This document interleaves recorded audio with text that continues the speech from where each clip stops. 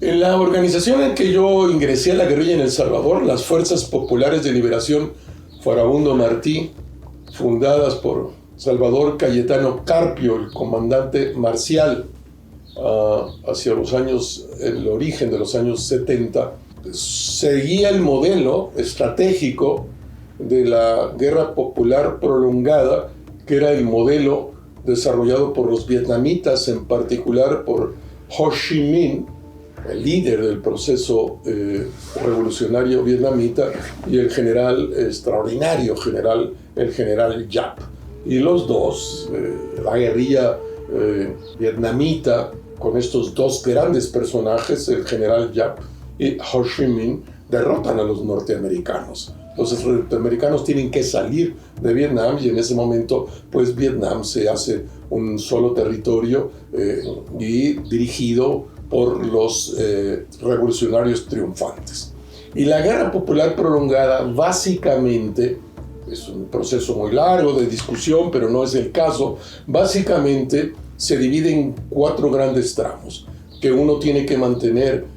la relación estrecha con la base social, con las masas, con los contingentes populares. 2,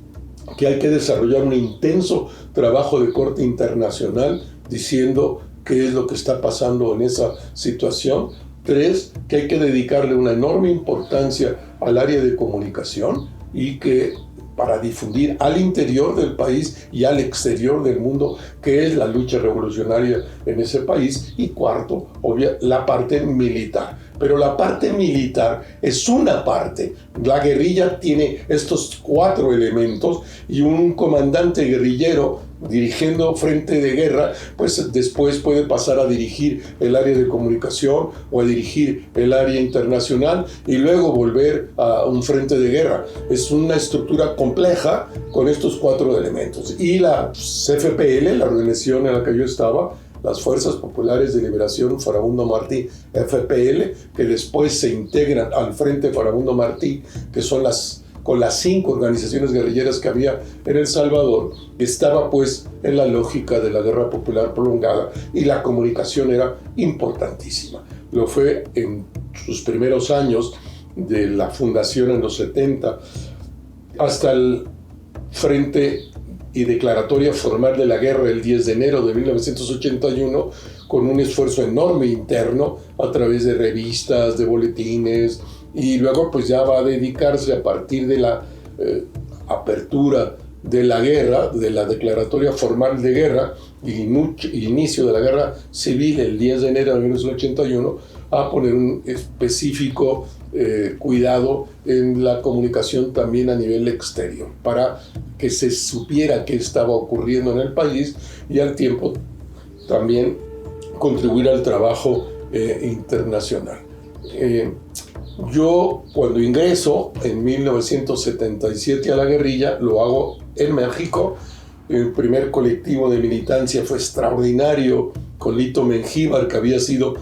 rector de la Universidad Nacional de El Salvador, y don Beni, un viejo militante, padre de 4 militantes de la CFPL, Felipe Peña, Beni Peña. De ellos murieron 3 en la guerra, 2 antes de iniciar la guerra, 1 en la guerra, y hoy solo vive una de ellas, la comandante Lorena Peña, que fue por muchos años miembro de la Asamblea de El Salvador después de la paz. Y yo me hago cargo de la edición de un folleto que era prácticamente una revista, una pequeña revista, donde dábamos seguimiento a lo que estaba ocurriendo en El Salvador, pero estoy hablando desde el año ya 77, tuvimos la revista en 77, 78, o la comenzamos en 78 hasta el 80, cuando yo ingreso a El Salvador, y cuando ya cambiamos ese elemento por la agencia de prensa. Pero yo en principio me dedico a trabajar la comunicación con esta revista que la publicábamos en español, pero esta revista que se difundía en una treintena de países, como ya dije, o donde había base social solidaria con El Salvador, con la Centroamérica, con medios de comunicación, universidades, partidos políticos afines a nosotros. Y yo era el responsable y al tiempo el que hacía todo en los hechos. Hacía artículos, pegaba los artículos, hacía el diseño, lo llevaba en imprenta, pues me encargaba de la difusión. Y ese fue mi primer trabajo con la guerrilla. Esta revista, está la revista, todo mi archivo de la guerrilla, incluyendo la producción de la agencia de Salprés, está en el archivo Civil Rubén Aguilar de la Biblioteca Francisco Javier Clavijero de la Ibero. Se puede consultar ahí, y está esa primera revista, está en ese archivo en la librería en la biblioteca de la Ibero de México. Hacia final de 1980, después de que el comandante Fernando Ascoli, que había sido también jesuita, me había indicado en ese momento pasa por México, y él es el responsable de el área de propaganda de las Fuerzas Populares de Liberación, miembro del comando central de la organización, y fue el que me dice: Rubén, estate listo, en cualquier momento te puedes ir al Salvador para tus nuevas responsabilidades. Por lo pronto sí, tus responsabilidades son di al mundo que hay un genocidio, y di al mundo que somos una alternativa real de poder. No usó la palabra, no unos fascinerosos, sino una alternativa real de poder. Yo tenía muy claro esto. De hecho, a lo largo del 80 tuvimos reuniones en Guatemala, en casas de seguridad, el grupo que estábamos